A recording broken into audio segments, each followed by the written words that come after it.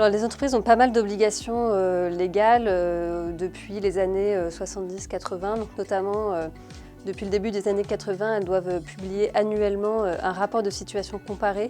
Donc, c'est un document qui contient des chiffres sur les inégalités professionnelles entre les femmes et les hommes. Donc, ça donne une sorte de photographie de la situation de l'entreprise en matière d'égalité professionnelle. Depuis la loi Génisson de 2001, elles doivent par ailleurs négocier tous les 3 ans un accord avec les syndicats sur le sujet de l'égalité professionnelle. C'est-à-dire qu'elles doivent définir en concertation avec les syndicats une politique d'entreprise en matière d'égalité professionnelle.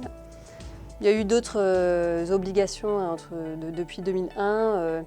Récemment, les plus récentes, donc depuis 2018, les entreprises doivent produire leur score à un index d'égalité professionnelle.